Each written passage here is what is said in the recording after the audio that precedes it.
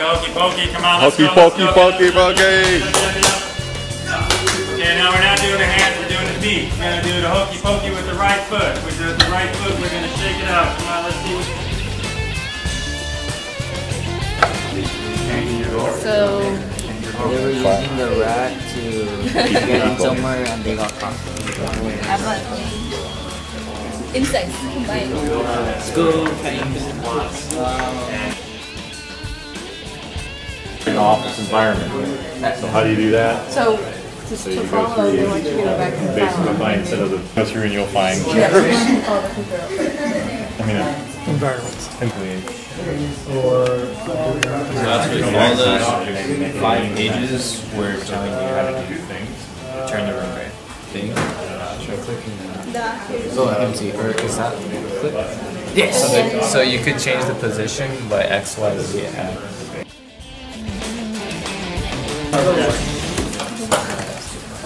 So they actually put some code into those. we're gonna run it. That's all we have so far.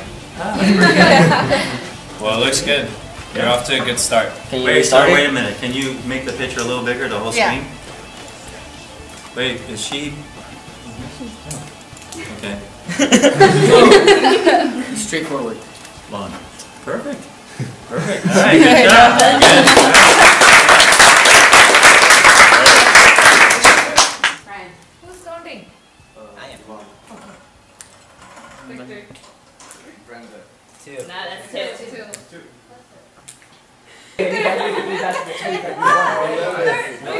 Have to know. 13. 8. Hey, Jay. 14.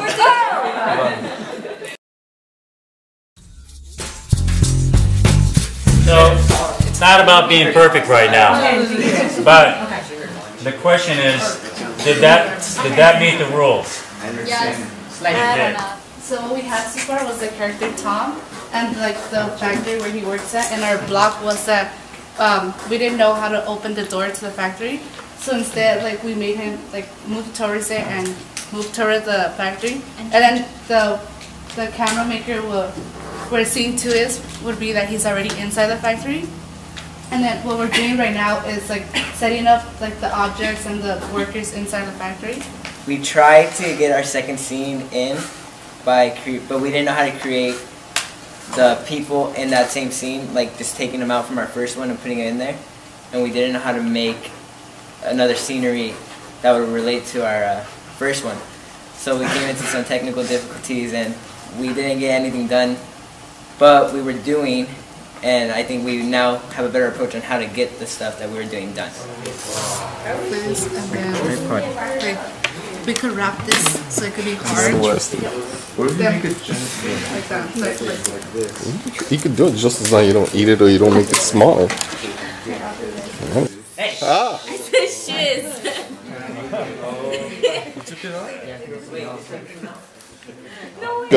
Are you gonna rest on your laurels and go just only that high? Yeah, we're just gonna leave it like that. We're not gonna even do anything. You're not gonna go any higher? No, because we have structure and we have height. Yeah. People are just aiming for height, but I don't think they have structure. Well, this with the knot on the ground, and my thumb goes right to there. I know. Can we get a drum roll? Top of the marshmallow. By the way, we have spaghetti sticking above the marshmallow. We decided in this one we wanted spaghetti higher than the marshmallow. There we go. There we go.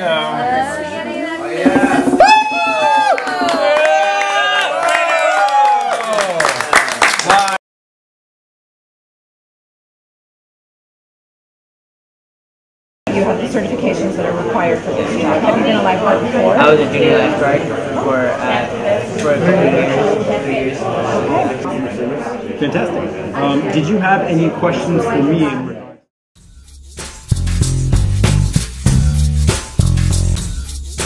So Ed Water is going to give us a preview of his life and his journey to where he is. So let's put our hands together and welcome Eduardo. Well, first of all, yes, I work with Dave, and I also work with Alvaro. They are great people to work with. One important thing to say is we're part of an incredible team. I really mean that. We're in charge of a brand called Wonderware. Wonderware is to industrial automation what Coca-Cola is to sodas. Just to give you an idea, it is the most important brand of software in the automation world. Not trying to advertise it, just telling you the kind of profile of people that you have right here working with you, mentoring you. Success, by the way, is not defined literally by fortune or by material things necessarily. Success is being able to arrive at the goals that you set for yourself. If one of your goals is to climb Mount Everest, and you do it, then you're successful at that goal. If getting into a certain school, you're successful at that, and you set another goal, you set another milestone, you set another success.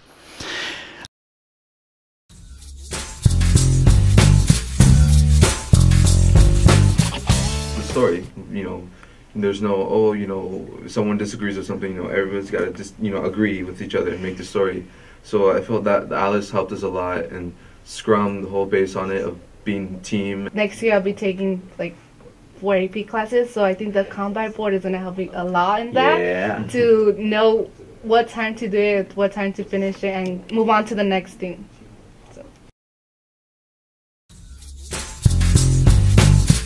The question is, identify at least 3 things you desired to learn from this program, and we all chose to say life lessons, which can be like from using Scrum, it can be organized, or the Kanban chart, having an organized life and having everything like know what you've done, and the useful job skills like the interviews we've done and the resumes we've worked on that can be really useful in the job, and greetings, where we were just like really quiet when we first started, but then we started getting used to this environment, and so we started like talking out more and getting comfortable here. Okay, well, like I told the group 2 weeks ago, very proud of our students for what they've accomplished over the last 5 Saturdays. Because I think the one thing that you're going to realize is that when you guys are walking into an interview or you're going to that next opportunity, you have to possess the interpersonal and the technical skills to be successful. And I don't know if it was a question that was asked in one of your interviews today, but you know, it's where do you see yourself 5 years from now? So the year's going to be 2020. And hopefully, wherever you are in 2020, you guys are doing what you want to be doing and what you aspire to be doing. Then you can harken back and look back at, you know, what did you do on those 5 Saturdays in June, July, where a lot of the kids were enjoying their free time on a Saturday, and you're putting in the hours to better yourself, because it is going to pay off.